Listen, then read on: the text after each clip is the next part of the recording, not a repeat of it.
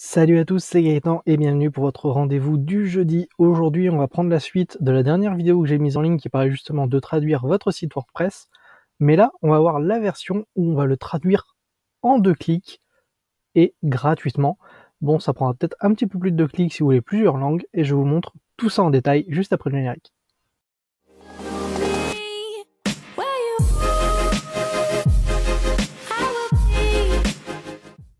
Nous voici donc sur mon blog et l'extension que je vais vous présenter s'appelle Gtranslate, tout simplement pour Google Translate en fait, qui va se charger de la traduction de votre site.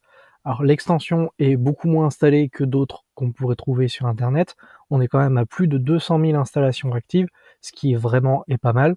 Les mises à jour arrivent à suivre aussi les évolutions de WordPress, là-dessus il n'y a aucun souci et elle est extrêmement bien notée. Donc, une fois que vous avez l'application installée, vous allez pouvoir la retrouver dans vos réglages pour justement la paramétrer. Donc, comme vous l'avez vu dans ma dernière vidéo, vous pouvez aussi remettre le petit menu qui se trouve en bas du site avec les drapeaux ou pas. Donc là, l'application est en anglais, elle n'a pas été traduite en français, mais bon, elle reste relativement simple et relativement compréhensible aussi. Il n'y a pas non plus 36 000 options, comme vous pouvez le voir, l'application se résume à ça, hein. C'est uniquement cette page-là.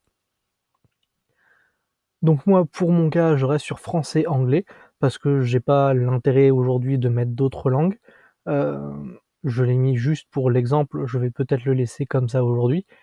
Et du coup, ici, vous avez la prévisualisation de ce que donne le widget. Bien entendu, après, vous pouvez choisir où vous l'affichez, vous pouvez l'ajouter dans un menu, vous pouvez l'afficher, enfin, ne pas mettre le petit menu flottant, vous pouvez le mettre en haut à gauche, en haut à droite, en bas à gauche, en bas à droite. Bref, il y a assez d'options pour faire tout ce que vous voulez. Vous avez l'option pour aussi afficher la langue dans sa langue ou la laisser uniquement en anglais. Donc moi j'ai choisi de mettre la langue dans laquelle elle est. Donc le chinois est écrit en chinois, le français en français, l'anglais en anglais, etc. Et tout simplement, quand vous allez sur votre page d'accueil, ça ressemble comme à la dernière extension au petit menu qui est en bas. Et quand vous l'ouvrez, ça vous affiche le langage qui a été couché, donc dans mon cas anglais. Et voilà, mon site est intégralement traduit en anglais. Ça a pris 2 secondes. Je n'ai rien touché à la configuration du site et il est totalement en anglais. Tous mes articles ont été traduits en anglais, le site a été traduit en anglais. Ça a pris 2 secondes. Alors la traduction n'est pas parfaite, hein, vu qu'elle a été faite par Google Translate. Ceux qui s'en sont déjà servis savent que la traduction ne reste qu'approximative, mais pour mon besoin dans le cas de mon blog, c'est plus que largement suffisant. Je n'ai pas besoin de plus pour le traduire. Je n'ai pas, aujourd'hui en tout cas, besoin d'avoir une traduction vraiment parfaite de mon blog. Là, je l'ai mis pour l'exemple. Je vais probablement le laisser pour le tester un peu plus.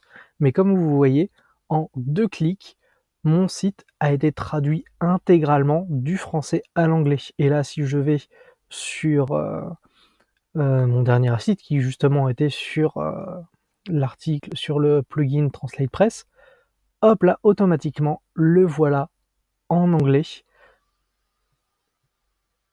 Et que dire de plus, vous avez un article qui a été écrit en français qui maintenant se trouve en anglais. Je trouve ça fantastique comme option. Comme je vous l'ai dit, la traduction n'est pas parfaite, elle pourrait être améliorée, mais pour moi qui ne suis pas non plus parfaitement bilingue, c'est largement compréhensible, plus que suffisant, et pour mon utilisation, c'est également plus que suffisant.